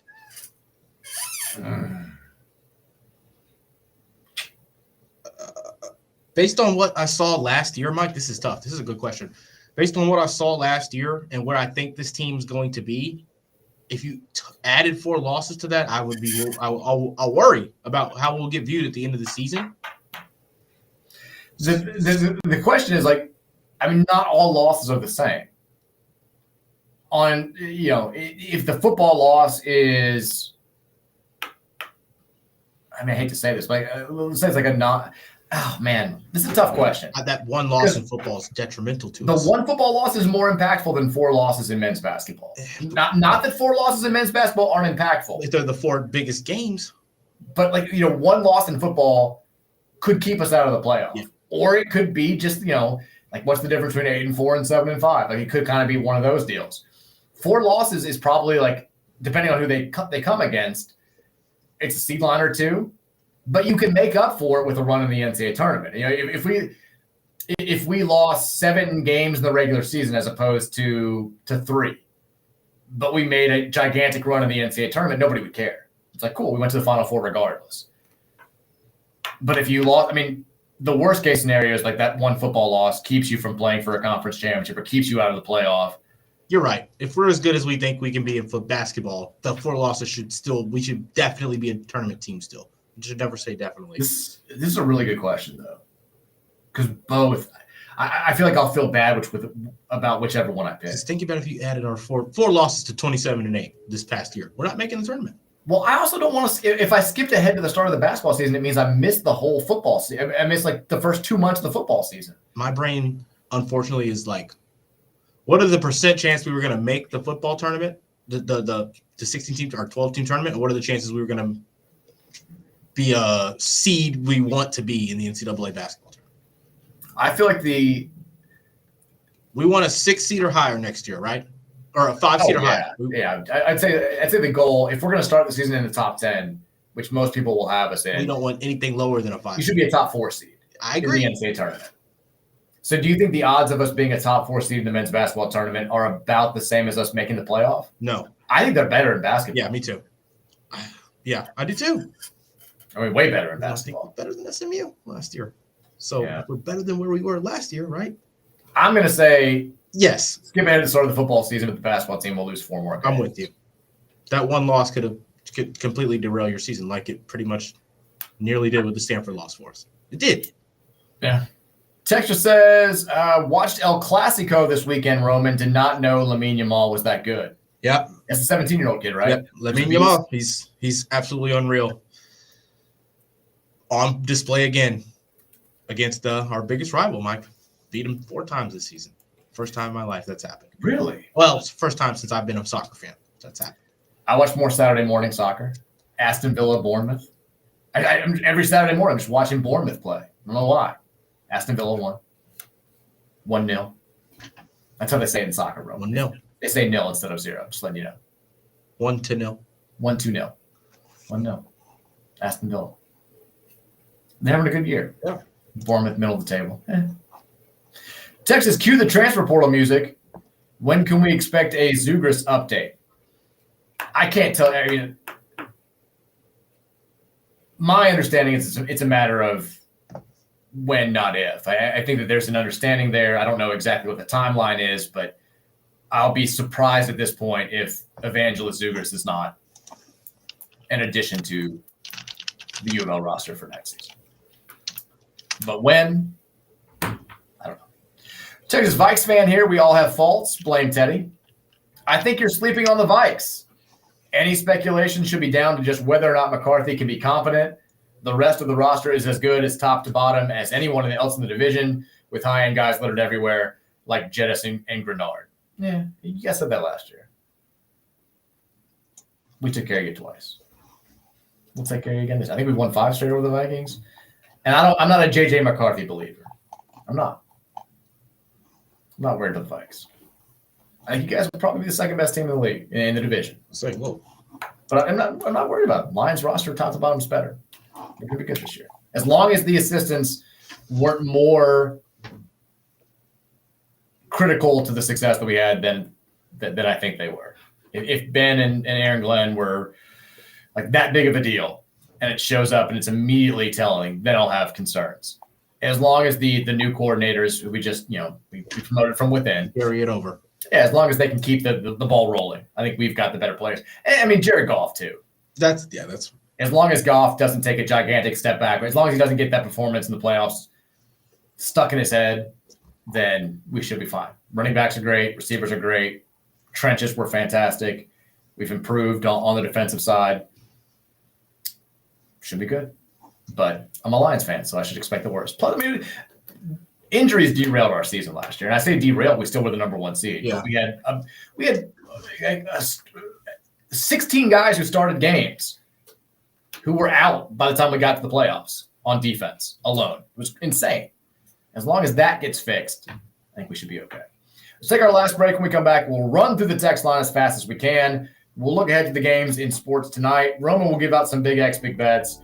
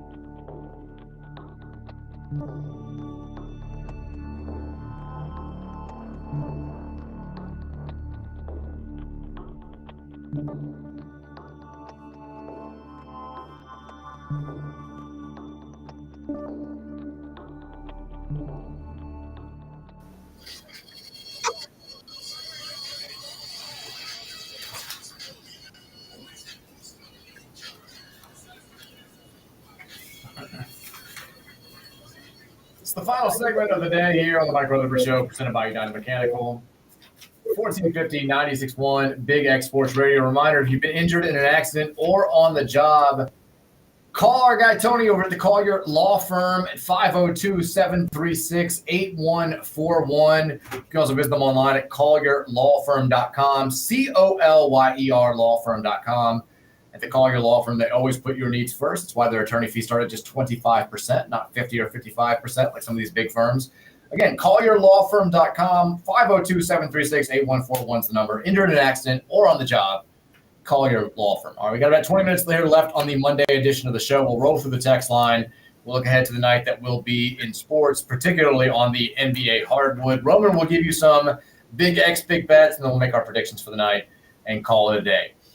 Texter says, 502-414-1450, the hype was unbelievable surrounding Peyton Siva when he got here. This was going back to the question we had about, was there a point guard that we've had with Michael Brown's hype?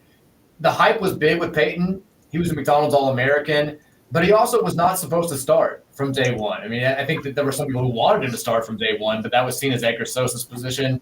He was going to be a senior, and Siva was not a top 10 prospect. It wasn't the best point guard in his class type of hype. No, it was big, but it was not as big as Michael Brown. I mean, Brown, like I said, is the highest ranked overall player according to the composite rankings that we've signed in the modern era of college basketball. Number 6 overall player in his class, number 1 point guard, and he's penciled in from day one as your starting floor general. So I think it's a little bit different than it was with Peyton. But yeah, if anybody remembers too, Peyton, we all were already kind of frustrated with Edgar Sosa because he'd been so up and down throughout his first 3 seasons. Peyton got on the floor for the first exhibition game we played that year against Bellarmine, and he had like a crazy assist, and then he had this reverse alley-oop dunk. And at that point, everybody was like, I've seen enough. like start him. And he didn't play a ton that year. He said that if he had existed in 2025, he would have transferred after his freshman season because he thought he should have been playing a lot more. But they gave him the reins his sophomore year. We had a overachieving season. And then his junior, senior year, we go Final Four national title. It worked out pretty well when all was said and done. Texas says lacrosse would have the best chance of beating a pro team with a college team. It's another sport where I don't know enough about professional lacrosse and how superior they are to the college game to really be able to guess, but I can see that. I can't speak to it authoritatively, but I can understand it. Texas' first round, many have Michael in the top 10 next year, y'all. He's different than any we've had, but did like Roman's take and Terry's the comparison. I've not seen anybody have him in the top 10 of a mock draft. Have you? I've seen him in that 13, 14, 15 range. Now, there aren't many 2026 mock drafts that are out there because you'll start seeing a ton pop up once the 2025 draft happens. But if you – oh, yeah. I mean, Ricky O'Donnell, who does our draft stuff at SB Nation, he's already told me this was like a couple weeks ago, but he was like, I'm going to have Michael Brown and Adrian Woolley in the first round of mine. Now, he's not done one yet, but when he does, he said it's going – I just went to NBADraftRoom.com. They don't have Michael Brown in the first round. They do not have him in the second round either. I guess they're predicting that he's going to come back to college. I don't know. But I haven't seen him in a ton of well, like I said, we'll know more when the slew of mock drafts start coming out after the actual draft happens this year. Texas LMAO, I'm picturing Roman showing up to a firing range with a set of clubs and the confusion that happens with him and the employees at check-in.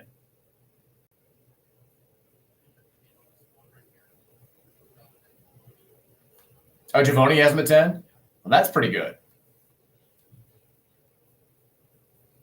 I know I saw him 13. If Giovanni's got him at 10, that's a pretty good indication that more people will have him going top 10, top 15. For sure. Texas says it's not too terribly uncommon for amateurs in tennis to be pros. Could happen, for sure. Texas, my advice to the cruise people is your kids will love it.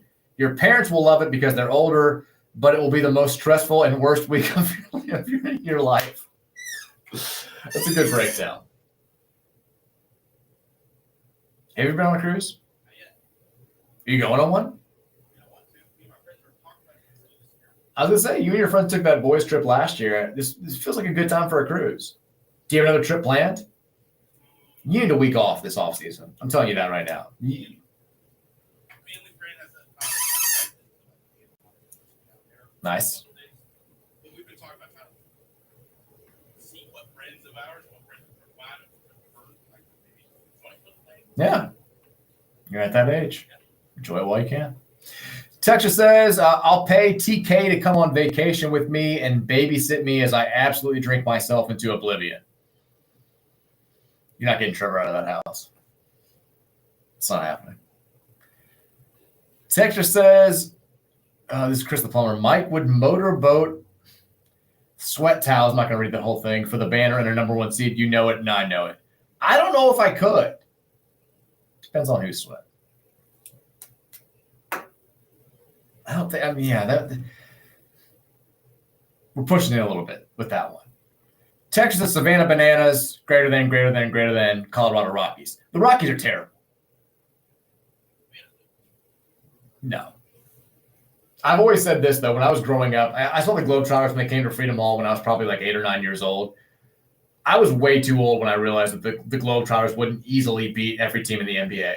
I was like, of course they'd win. They're throwing up hook shots from half court. I think at one point I brought it to my dad. My dad's like, no, the Bucks would kill the Globetrotters. Are you kidding? I'm like, the Bucks aren't pulling people's pants down and then dunking on them. You kidding me?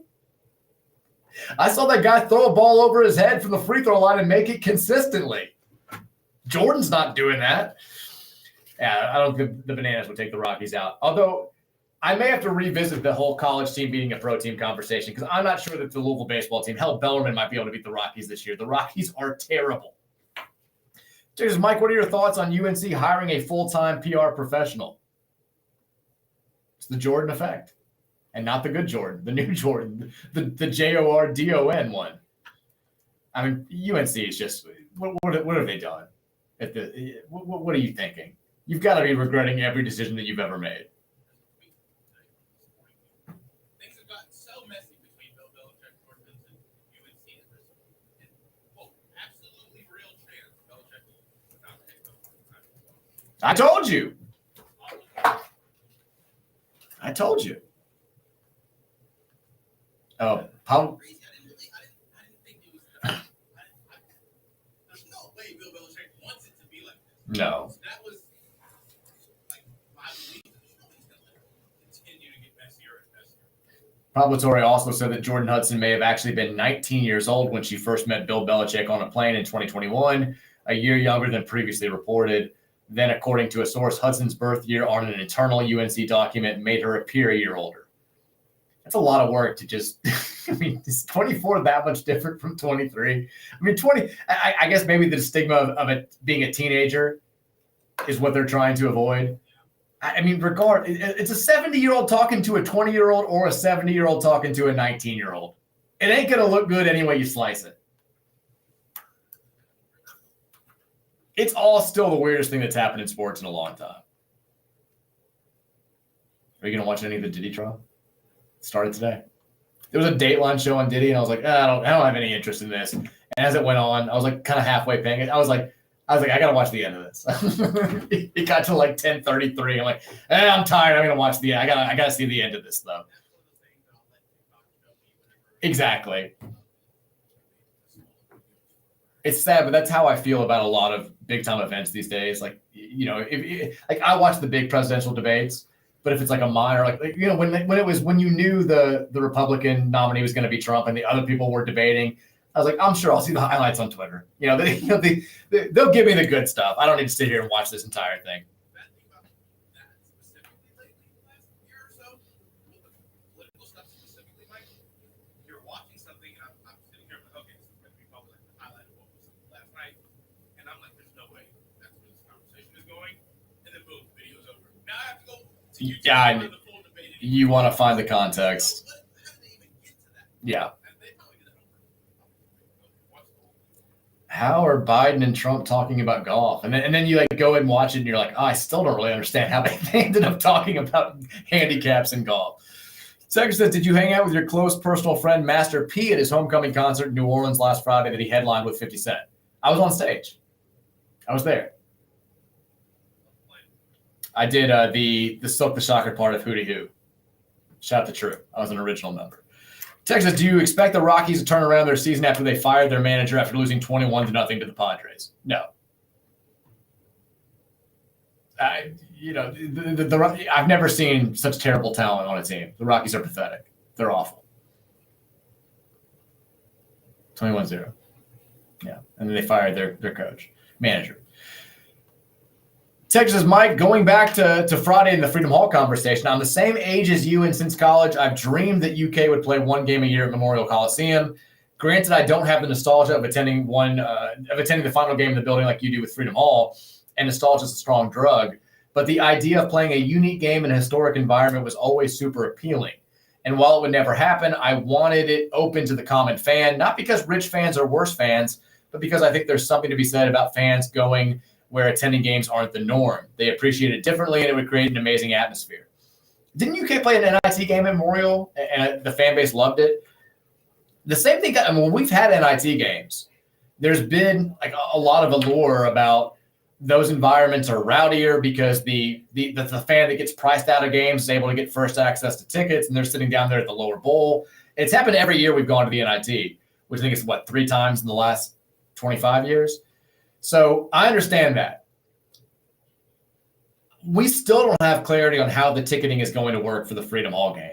I hope that it's something like you're talking about where the the average fan or the fan that's desperate to get back to Freedom Hall is going to have access. I don't know, since it's a neutral court game, technically, I'm sure there's a higher allotment of tickets that we have to put on sale for Cincinnati fans than we would if it were a home game at Freedom Hall. So that's also a factor here. But I assume we'll find out more about it when we see how Cincinnati handles this upcoming season when we go up there for the game. Text that if Ali Khalifa ends up being as good of a passer as advertised, his nickname this year has to be Wiz Khalifa, right? I feel like it's too easy. It's too much of a layup. There will be Wiz Khalifa references. There will be, I'm sure, Mia Khalifa references, unfortunately. It's going to happen. Texas Roman, is it possible for Barcelona to have a normal game? El Clasico was electric yesterday. In your opinion, is Yamal the best teenage player since Messi? Whew.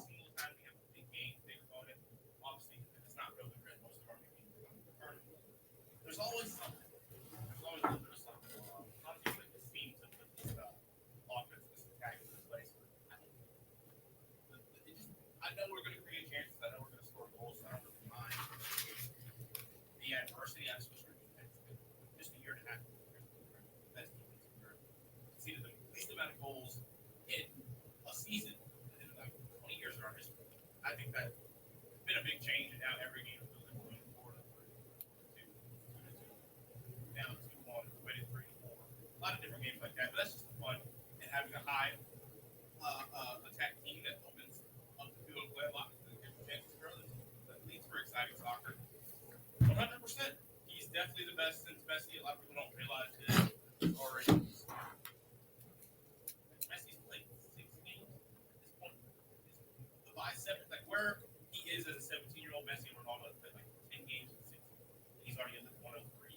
So he's already at a different tier than what they were at this age because of the circumstances. Barcelona was a powerhouse. When He's no Pulisic. Messi got introduced, while the ball was kind of the last piece of the game.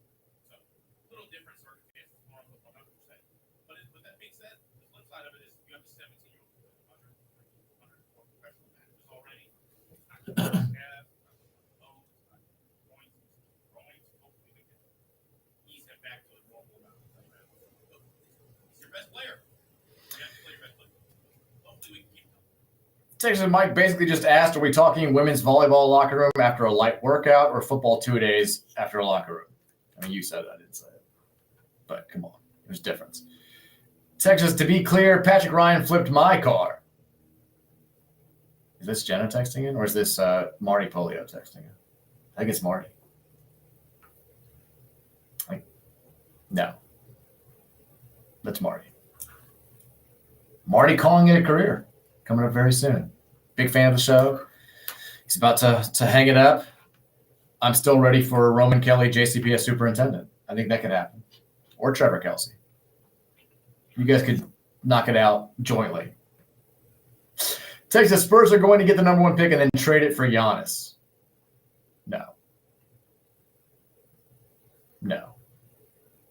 Texas, I'm 95% sure that only 5 teams advanced to golf nationals out of regionals, not 8. I thought it was 8, but I very easily could be wrong. I'll trust you on that. You're 95%.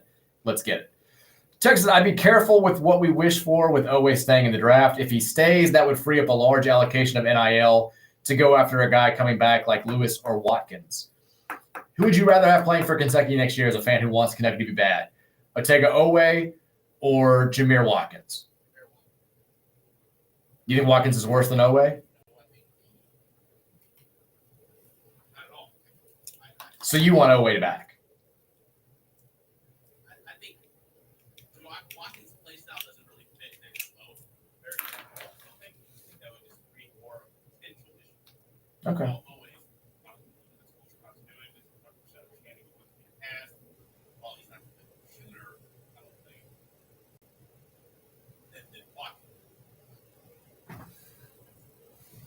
Pat.